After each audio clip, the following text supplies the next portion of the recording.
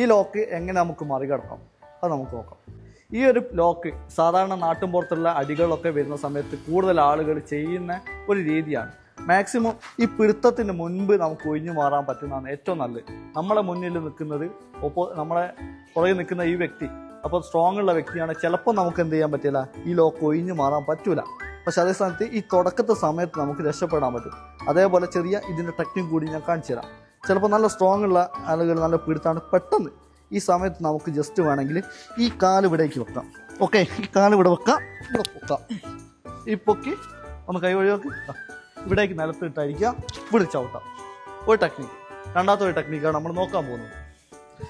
ഈ നല്ല പിടുത്താണെങ്കിൽ കുറച്ചും കൂടി ഹൈറ്റുള്ള ആളുകളാണെങ്കിൽ നമുക്ക് പെട്ടെന്ന് തന്നെ, ഞാൻ കുറച്ച് ചെറുതാണ്, അപ്പോൾ എന്നേക്കാളും ഹൈറ്റുള്ള ആളുകൾ ചിലപ്പം ഈ കൈ ലൂസാക്കാൻ ഇത് കുറച്ചൊന്ന് ലൂസാക്കുക, മുകളിലേക്ക് ലൂസാക്കുക, പെട്ടെന്ന് തന്നെ ഇറങ്ങുക. ഈ സമയത്ത് നമ്മളിതാ ആളെ ഈ ഒരു മർമ്മ സ്ഥാനത്തേക്ക് ഇടിക്കുകയും കൂടാതെ മർദ്ദിക്കുകയും ചെയ്യാം. ഓക്കെ, അത് നമ്മൾ എത്ര പെട്ടെന്ന് നമ്മൾ ചെയ്യുന്നതോ അതായത് ഒന്നും കൂടി കാണിച്ചാൽ ഈ ഒരു പിടുത്തം ജസ്റ്റ് ഇതൊന്നുമില്ല, ഇങ്ങനെ മസിൽ പിടിച്ച് കഴിഞ്ഞാൽ നമുക്ക് ചിലപ്പോൾ ലൂസാക്കാനായിട്ട്. അതേ സമയം കുറച്ച് സിമ്പിളാക്കില്ല, മേലോട്ട് കൈ കൊടുക്കുക, പെട്ടെന്ന് ഇവിടെ വരിക കേട്ടോ.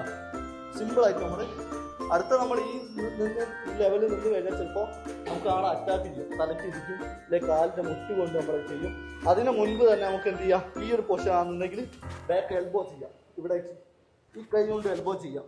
ഇനി ഈ ഒരു പൊസിഷൻ നമ്മൾ വീഴുന്നെങ്കിൽ ഇവിടെ തന്നെ ചെയ്യാം. കാരണം ഇവിടേക്ക് നമുക്ക് ഫേസിൽ എത്തിക്കുക എന്നാൽ കുറച്ച് പണി. ഈ വയറിന് നമുക്കധികം പഞ്ചൊന്നും ചെയ്ത് കാര്യമല്ല. സമയത്ത് നമ്മുടെ തൊട്ടടുത്തുള്ളത് ഈ ഒരു ഭാഗമായതുകൊണ്ട് മർമ്മസ്ഥാനമായതുകൊണ്ട് ഇവിടേക്ക് പഞ്ച് ചെയ്യാം, എൽബോ ചെയ്യാം, ഈ രീതിയിൽ ചെയ്യും.